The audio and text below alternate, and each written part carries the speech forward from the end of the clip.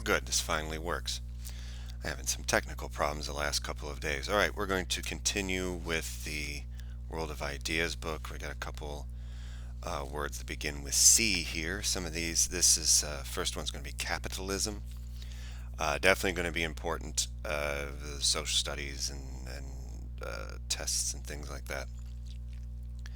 And just to kind of know where we live and what we're doing where we live, and the original sort of idea of that.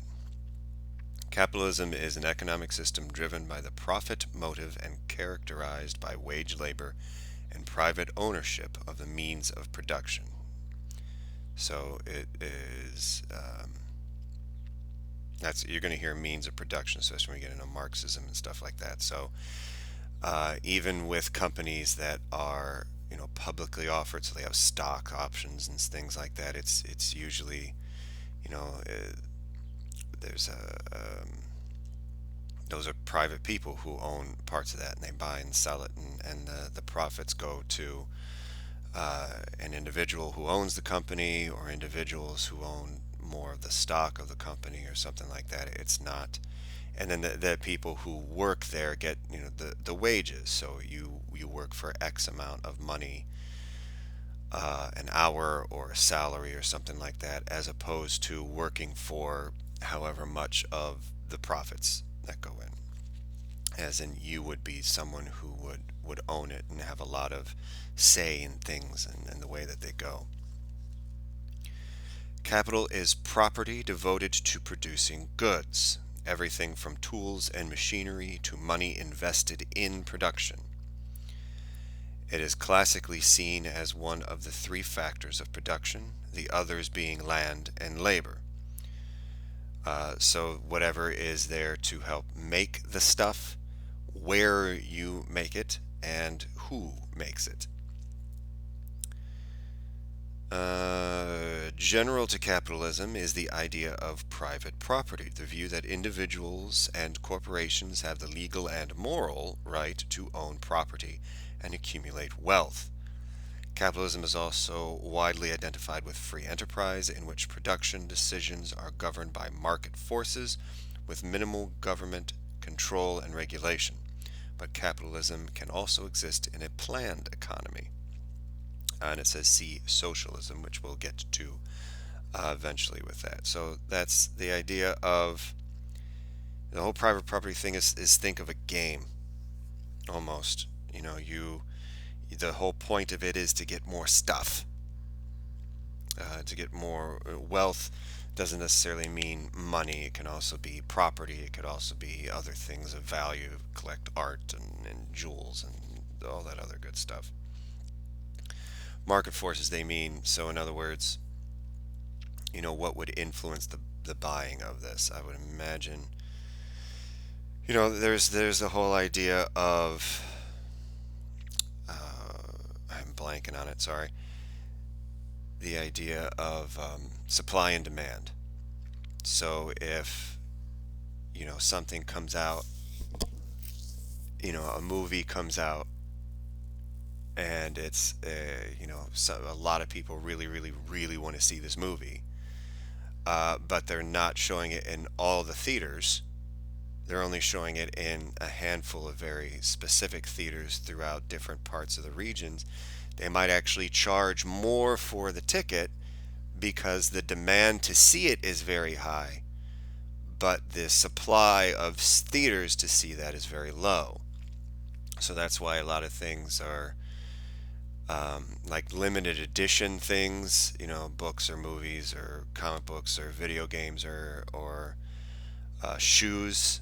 The whole everyone goes sort of crazy over sneakers that only 500 are made, so you're going to be spending $1,000 for a pair of sneakers because some guy did a thing and there's only 500 of them. You're going to pay more because the demand is high, because a lot of people are like, oh, this fancy thing, I have to have it, but the supply is low, so they charge more. The term capitalism was coined in the 19th century to describe the rapid industrialization and economic individualism that characterized the Industrial Revolution, and the system had developed over several centuries. But the system had developed over several centuries. So the Industrial Revolution, all the factories and steam power and all that other stuff started coming up. And now things could be made a little bit more cheaply, a little bit more easily. More people were able to get wages and have work. Some products became a little bit cheaper, and people took advantage of that. And started building factories, and then the profits from that made them do other stuff, and things started maybe even getting consolidated a little bit in this early time as well, because things were more moving to the cities. Those some of the goods were a little bit more cheaper, more widely available, but we didn't have things like we do now set up to help people. So 9-year-olds are working in mines or these factories for like a couple cents a day. Granted inflation, but that would maybe mean like these kids are working for $1 a day or something now. But that was still it grew out of older ideas and practices as well. The origins and growth of capitalism and the reasons it arose only in Western Europe have been attributed to numerous factors ranging from the Protestant work ethic and saving to the decline of the feudal system, where when tracts of common land became private property and peasants were forced to become wage laborers. So the idea of the Protestant work ethic, the harder you work, the more sort of reward you get, and that even comes into spirituality, but that would bleed down into like everyday life and everything as well. Feudal system, is the idea of the king owns kind of everything, and then the nobility, you know, own certain tracts of lands and then pay up to them, and then there's people who work on those lands for the nobility, and they kind of pay up to the, it's almost like the mob kind of thing, but it was the whole country is with that. So the people who would have worked the land anyway, and then even your house and your garden and your land, you work that and maybe can sell some stuff, but X amount of your money and X amount of your product has to go up. Now it's you have to work this, and this is what you're going to get paid, and maybe this isn't what you take home anymore. It modified the system. The ideological rationale for capitalism was put forward in the late 17th century by the French economists called physiocrats, and by Adam Smith, who argued that private ownership and laissez-faire commerce would yield not only the most efficient, but the most socially advantageous utilization of resources. Laissez-faire commerce is what they mentioned before, is trying to get minimal government control and regulation. So laissez-faire, the government's sort of like, yeah, that's fine, just do you're good. That's the ideal thing, so business can be free to do what business wants to do, and then capitalize on the supply and demand and the forces and what they're able to manipulate in the sort of stream of society there. So also some of this kind of also dovetailed a little bit with the way sort of age or reason and science started getting viewed. So people tried to use the idea of, well, this is more scientific socially, as a way to talk about how oh well these if we're here then we're a business to make money, then not paying people a whole lot of money and cheaping out on some of the other stuff is a way to scientifically do the whole point of this thing. It's all created by people as opposed to other science things, which looking into chemistry or physics or anything. But those are some of the things that were utilized with that as well. Although the later assertion is still argued over, few dispute capitalism's unrivaled productive capacity. The most thoroughgoing and influential critic of capitalism has been Karl Marx, who commented in Capital that the quest for ever greater profits leads to the exploitation and alienation of workers and to the concentration of wealth in fewer and fewer hands. So the more that you go into just more profit for the company, the more the people who work for it are going to be sort of abused, and the more that sort of wealth and money and control over things is going to be in lesser and lesser hands.